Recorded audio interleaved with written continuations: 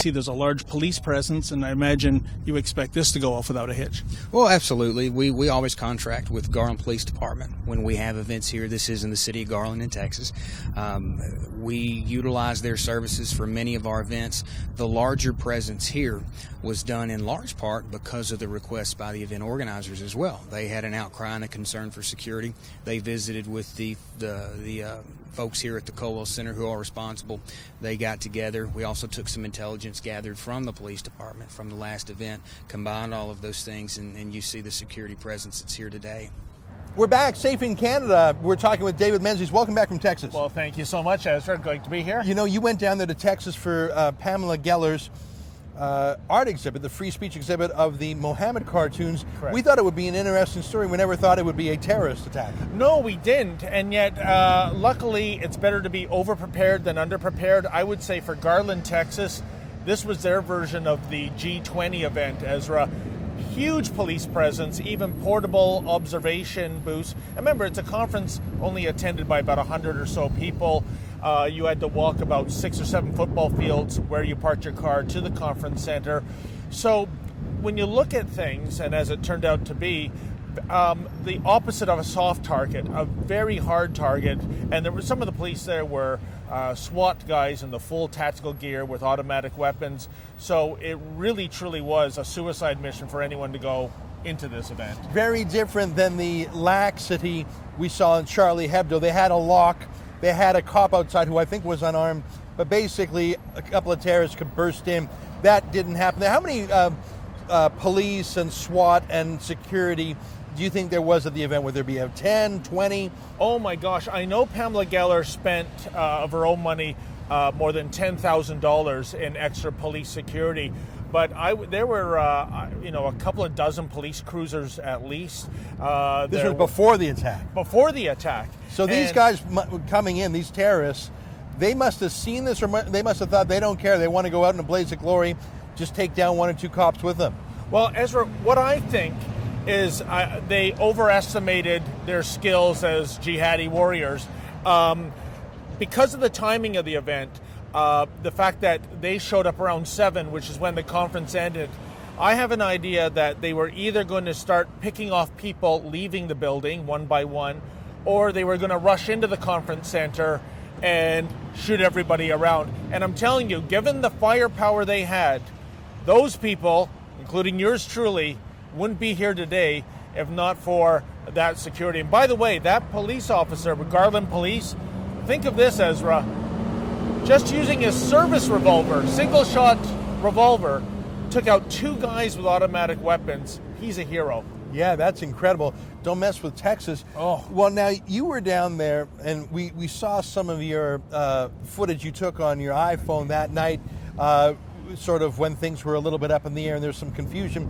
But you were there actually for the conference itself. You brought back that video.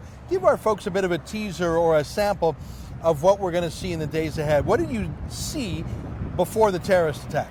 Well, what we saw was an exhibition of the finalists for the Draw Muhammad contest, and the winner of the contest, both the first prize and the People's Choice Award, is an individual by the name of Bosch Foston. Now, how's this for irony?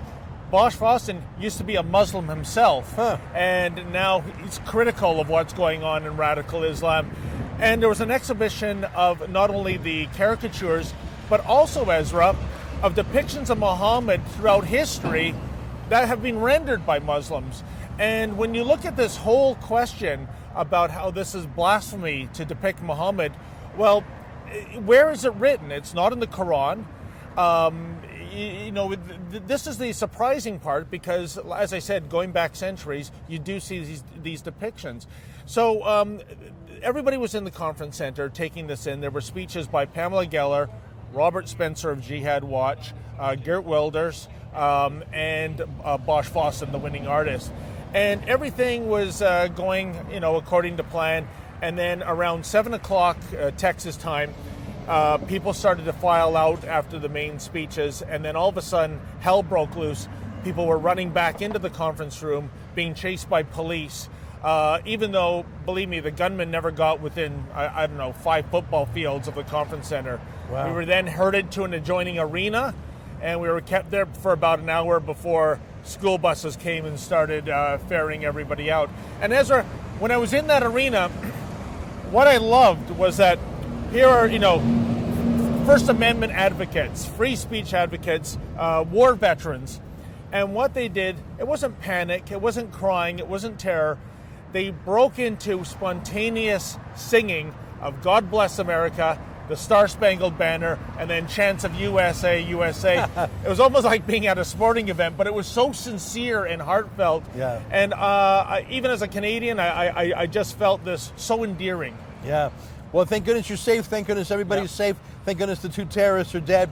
I think it proved the point of the conference that our liberties are under attack by people who hate our culture of freedom, and the people who should be on guard, the media, the pundits, the government, typically are the first to rush to surrender. What's grossed me out has been how the consensus media has tried to blame the victim.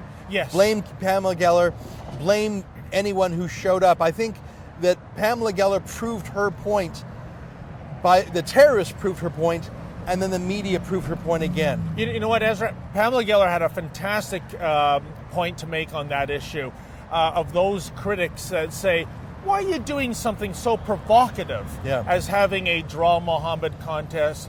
Well, as you know, with the Charlie Hebdo massacre in France in January, a couple days later, one of the terrorists went to a kosher deli where he killed 4 shoppers who were Jewish. Now, they weren't caricatures, artists. They weren't subscribers to Charlie Hebdo. What was their act of provocation? Yeah. They were Jewish. Yeah, and women are provocative by not being covered, and you're provocative because you're not wearing a beard. And to a fundamentalist, extremist Muslim terrorist, everything is provocative. They throw gays out of apartment buildings for being provocative. They kill Christians for being provocative. We need to be provocative. That's part of freedom. I'm glad you're safe, my friend. Well, thank you so much. And one last point, Ezra. Those 2 terrorists are already worm meat in the ground right now. The cartoons, they will live on forever. Great point. Okay, David Menzies, welcome Thank you so back. much, Ezra. You're watching TheRebel.media. And the